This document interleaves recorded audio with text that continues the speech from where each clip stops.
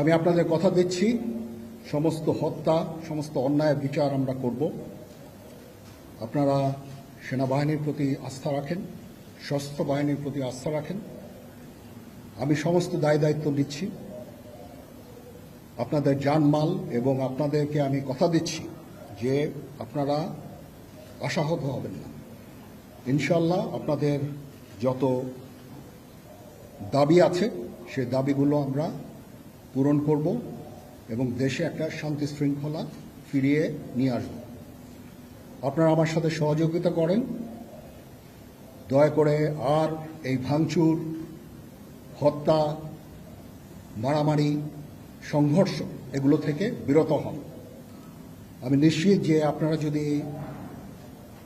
আমার কথা মতো চলেন, আমাদের সাথে যদি একসাথে যদি কাজ করি আমরা, নিঃসন্দেহে আমরা একটা সুন্দর পরিণতির দিকে আমরা অগ্রসর হতে পারব। আপনারা দয়া করে আমাকে সাহায্য করেন। মারামারি করে এই সংঘাতের মাধ্যমে আমরা আর কিছু অ্যাচিভ করতে পারবো না, আর কিছু আমরা পাবো না। সুতরাং দয়া করে আপনারা সমস্ত ধ্বংসযজ্ঞ, সমস্ত অরাজকতা, সমস্ত সংঘর্ষ থেকে বিরত হন এবং ইনশাআল্লাহ আমরা সবাই মিলে একটা সুন্দর ভবিষ্যতের দিকে আমরা অগ্রসর হব। প্রতিটা হত্যার বিচার করা হবে, প্রতিটা অন্যায়ের বিচার হবে।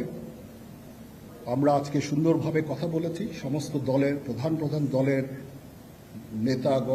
নেতারা এখানে উপস্থিত ছিলেন। আমি ওনাদের ইনভাইট করেছিলাম এখানে।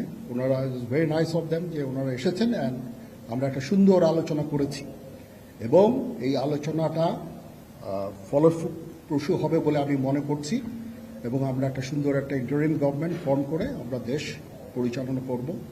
মাননীয় প্রধানমন্ত্রী পদত্যাগ করেছেন এবং এখন একটা ইন্টারিম গভর্নমেন্ট ফর্ম করে আমরা আমাদের কার্যক্রম পরিচালনা করব। আপনারা একটু ধৈর্য ধরেন, আমাদেরকে কিছু সময় দেন। ইনশাআল্লাহ আমরা সবাই মিলে সমস্ত সমস্যার সমাধান করতে সক্ষম হব। আপনারা আর এই সংঘাতের পথে যাবেন না এবং শান্তি শৃঙ্খলার পথে ফেরত চলে আসেন। আমাদের দেশের অনেক ক্ষতি হচ্ছে, অর্থ সম্পদের ক্ষতি হচ্ছে, জানের লোকজন মারা যাচ্ছে। তো এগুলো থেকে আপনারা বিরত হন এবং আমাদের সাহায্য করেন। আমি সমস্ত দায়িত্ব নিচ্ছি, আপনারা আমাকে সাহায্য করেন। সবাইকে ধন্যবাদ। আল্লাহ।